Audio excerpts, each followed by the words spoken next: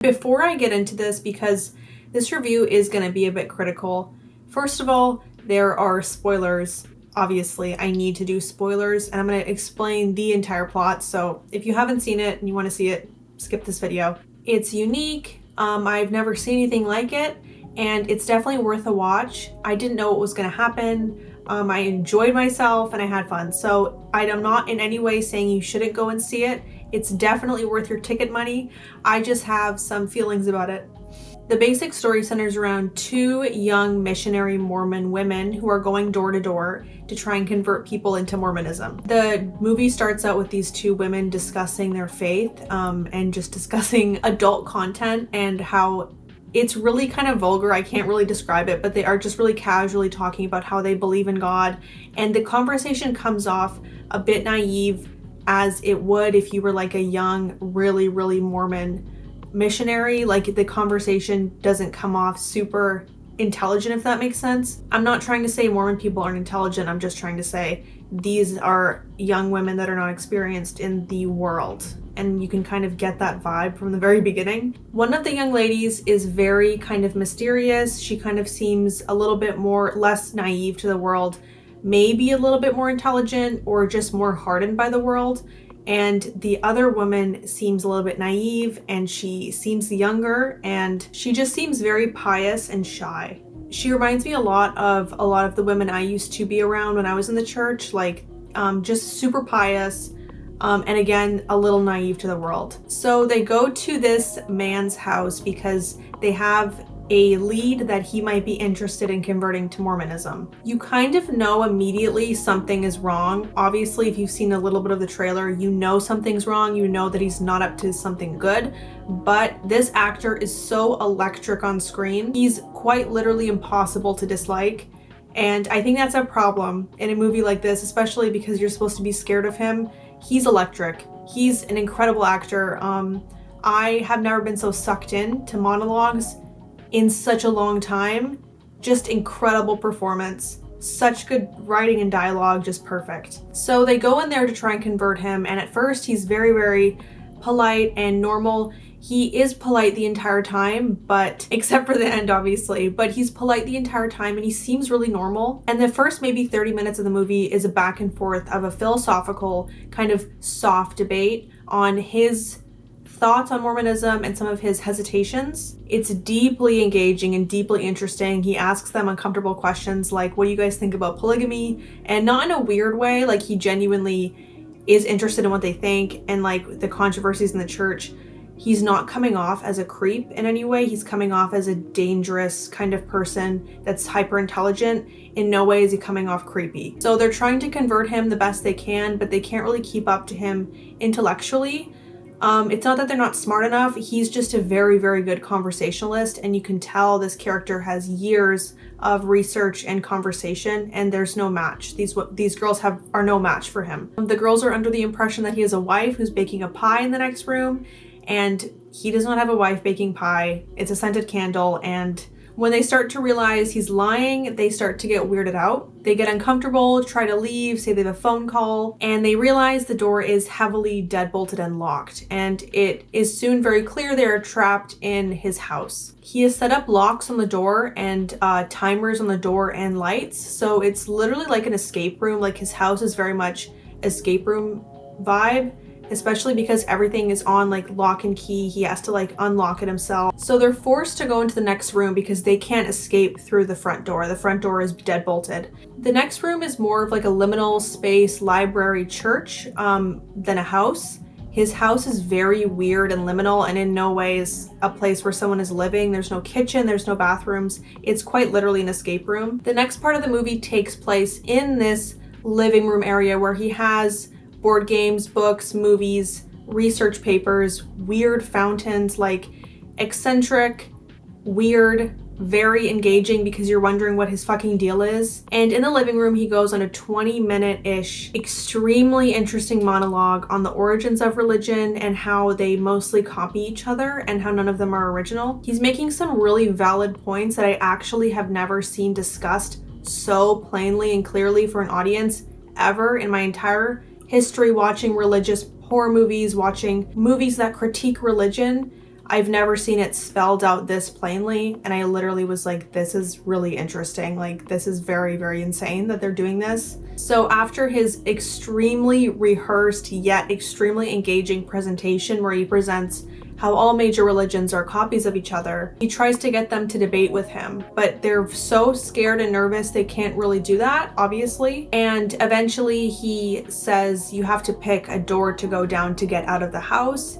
He makes it seem like they're just gonna be able to leave. He's in no way being stereotypically scary, but he's obviously trapped them, but he's not acknowledging that. Like, he's being very polite. It's seriously the most insane villain ever. So these two doors are labeled belief and disbelief, and he kind of infers there's not really a spectrum in between these. He's inferring that in the belief door they should go down it if they think truly that there's heaven, and the disbelief door they should go down if they think that we are literally just monkeys with consciousness and nothing happens after death. Both of these doors lead to his disgusting basement, where it's the second part of his deconstruction trick. Like, he's almost trying to make the girls deconstruct their religion. He's very much in plain words saying it doesn't make sense, like, your religion doesn't make sense. It's a copy of another religion and it's capitalistic. Like, he's just explaining all these things that are really valid points for deconstruction. When they go down into this weird, gross basement, he tries to make them believe that there's a simulation theory and that he has a prophet in the basement who is able to resurrect from the dead. He does this trick where he kills an old woman and he has a replacement old woman be put in the place of the killed old woman, and he distracts them for a second with something. It doesn't really make a whole lot of sense, but basically he's able to make them believe that this old woman was resurrected and she will tell them about the afterlife. When the old woman who was resurrected tells the girls about the afterlife, she says it's dissociative, etc., etc. There was white clouds, but it wasn't heaven. And then she says it's not real at the end. So she broke script and she let it loose that this whole thing wasn't real, and the girls noticed this. So there's a little bit of scuffle, trying to escape back and forth, and the more mysterious girl ends up getting killed with a box cutter by this creepy kind of dude. And this ends in him saying she will come back to life, just wait. And here's where it gets kind of like confusing. At the beginning of the movie, he glances at the mysterious girl's arm and he sees that she has a scar from a birth control implant. And this is like a Nexplanon implant, and it basically is put into your arm and it looks like a rod. And he was banking on this naive girl to not know what that was. So he basically killed the mysterious girl and said to the naive girl, oh my God, she's not coming back to life because she's a robot and part of the simulation theory. So he digs this implant out of her arm and shows it to the naive girl and says, see, she's a robot and this is a microchip. The digging around in her arm was making me freak out. It was so gross. But the naive girl is just saying, like, I got the go on you, like, you're lying to me. I know that you replaced these old women. I know that's an Nexplanon implant, like, you're not fooling me. So he says, okay, then you can go down deeper into this basement, like, you can figure out the real God if you want. So she's like, fine. The naive girl goes into the fucking basement deeper, and they're literally already in a disgusting basement, and they're going deeper and deeper, almost like Dante's Inferno, into like the deeper layers of hell. And she's opening these gross doors. She's going deeper and deeper. It's dripping, it's wet, it's gross.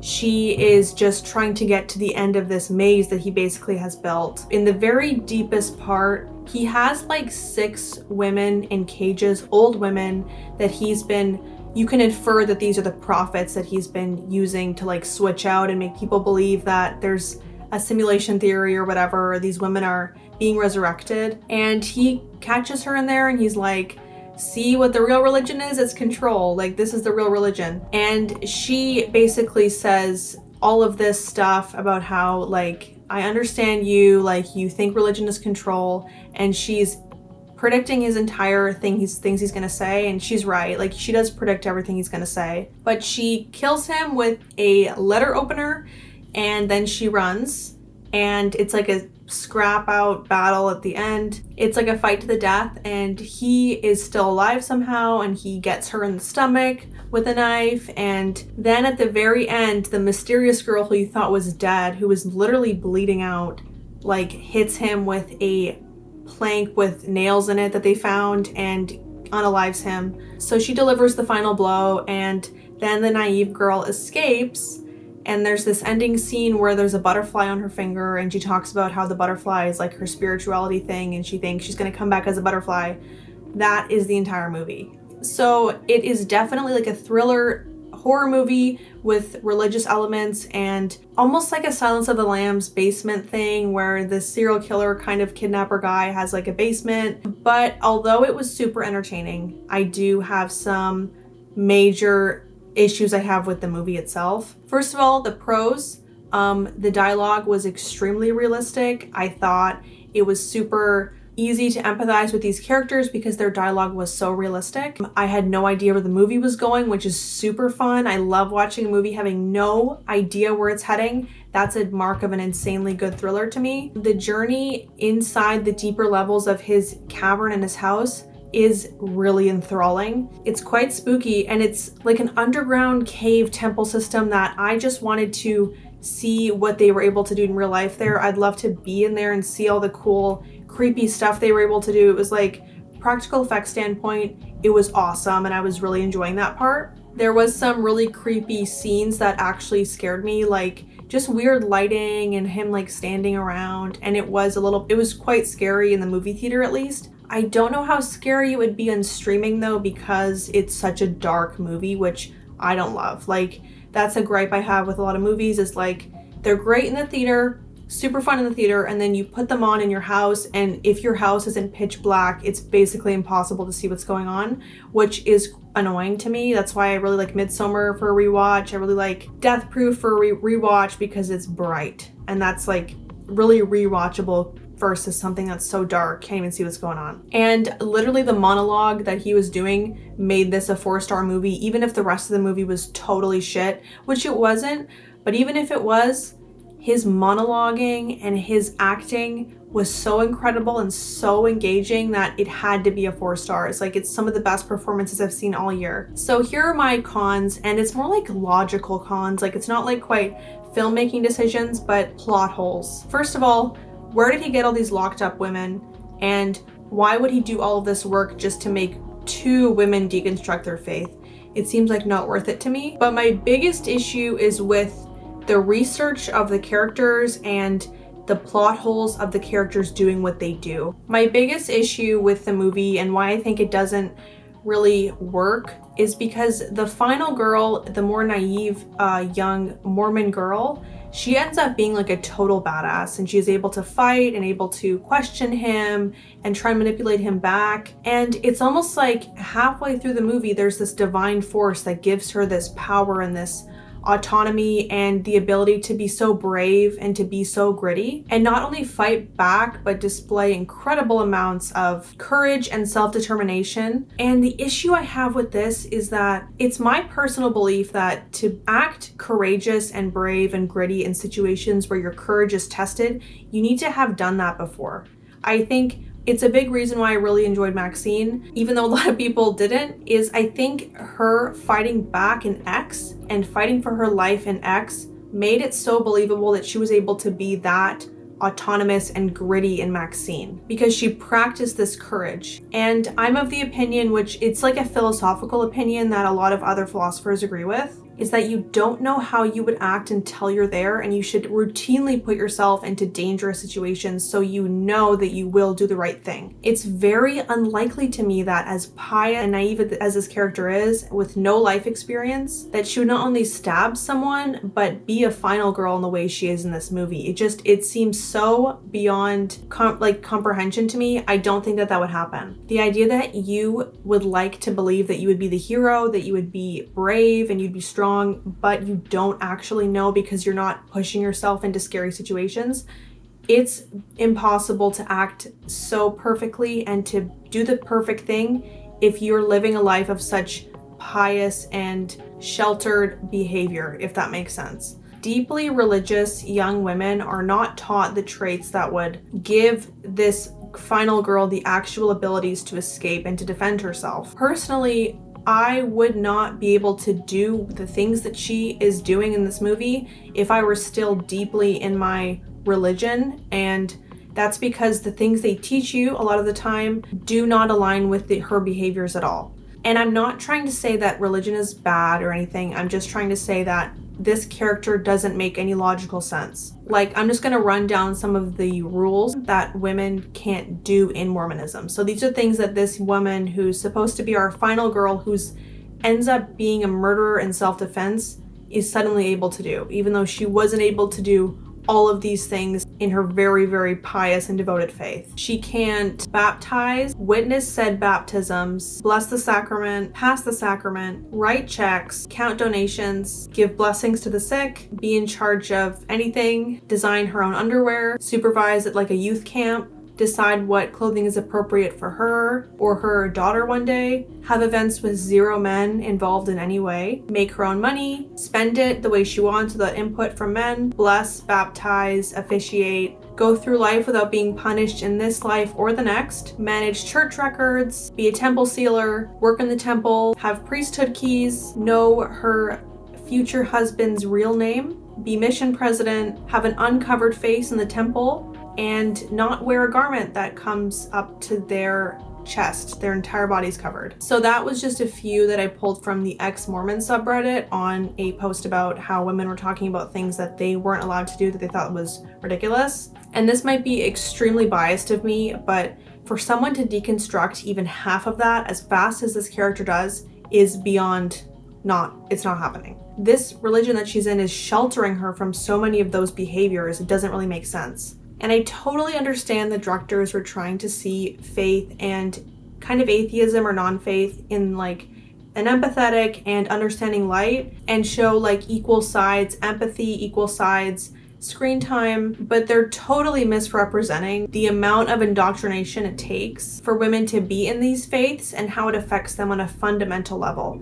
I think they're not displaying how much it truly does affect you and how little of your brain you're allowed to use when you're deeply indoctrinated. There's so many things about myself I didn't know, so many things I enjoy so much that I never would have even thought about when I was still deeply, deeply religious. And I have a really similar criticism to the man in this movie. He just doesn't seem like a believable serial killer at all.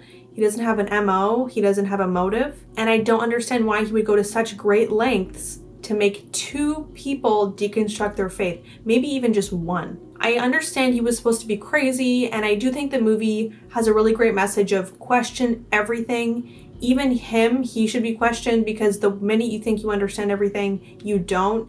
And this movie constantly proves that to you by giving you twists every 5 minutes. But although there's that valid point, and his acting was so engaging and electric, I was so confused on what his deal is, because it doesn't make sense in reality or in any kind of criminal psychology behavior shit. Makes 0 sense. He would not do this. Like, this character doesn't make any sense.